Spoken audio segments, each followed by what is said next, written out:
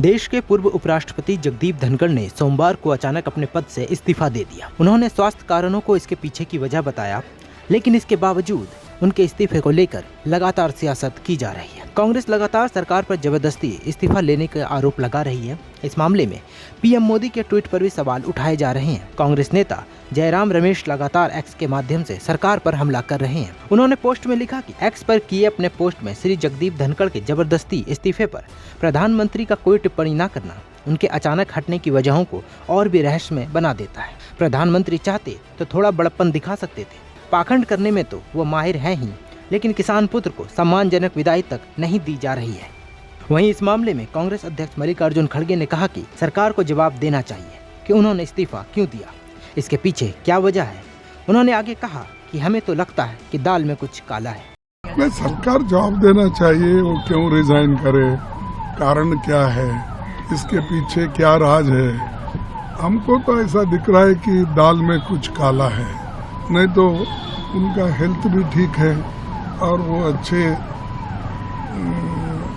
हमेशा अपनी वोकैबुलरी को ठीक रखते हैं। लेकिन हुआ क्या, वो हमेशा तो आरएसएस और बीजेपी को इतना डिफेंड करते थे, शायद ही वो खुद आरएसएस और बीजेपी के लोग नहीं करते थे। इतना उनका यानी निष्ठा, लॉयल्टी उनके साथ थी। तो ऐसे वक्त में उन्होंने जो राजीनामा दिया है, इसके पीछे क्या है, कौन है और इसका कारण क्या है, देश को बताना चाहिए। इस मामले में कांग्रेस नेता और राज्यसभा सदस्य पी चिदम्बरम ने मंगलवार को एक बड़ा दावा करते हुए कहा कि जगदीप धनखड़ को उपराष्ट्रपति पद से इस्तीफा देना पड़ा क्योंकि उन्होंने अपनी सीमा लांघी। उन्होंने इस मामले को जस्टिस यशवंत वर्मा के खिलाफ प्रस्ताव स्वीकार करने से भी जोड़ा। एक तरफ विपक्ष लगातार इस मामले पर सफाई मांग रहा है, वहीं बीजेपी के नेता कह रहे हैं कि जगदीप धनखड़ ने अपनी सेहत की वजह से इस्तीफा दिया है। विपक्ष इसे तिल का ताड़ बनाने में लगी है। देखिए, उन्होंने बिल्कुल स्पष्ट बताया है कि स्वास्थ्य कारणों से दिया है और मैं जगदीप धनखड़ जी को बहुत अच्छी तरह से जानता हूँ। वो बहुत साफ बात करने वाले व्यक्ति हैं और उन्होंने अपने कारण बता दिए हैं, उन्हीं कारणों से दिया। विपक्ष का तो काम है तिल का ताड़ बनाना, विपक्ष का तो काम है। वहीं दिग्गज कांग्रेस नेता रणदीप सुरजेवाला ने कहा कि उपराष्ट्रपति के अचानक और रहस्यमय तरीके से इस्तीफा देने से कई सवाल उठ रहे हैं। भाजपा का संवैधानिक पदों और प्रक्रियाओं दोनों को कमजोर करने का पुराना रिकॉर्ड रहा है। जो दिख रहा है कि जो कारण है दोनों बिल्कुल अलग हैं। हम मांग करते हैं कि प्रधानमंत्री मोदी आगे आएं और भारत की जनता और संसद को विश्वास में ले।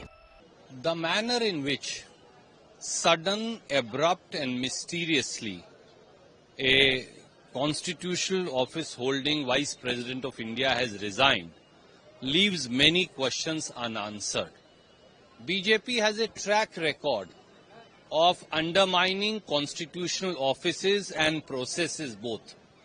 BJP also has a track record, particularly Modi government's track record, of insulting constitutional functionaries and decimating constitutional mechanisms is well known.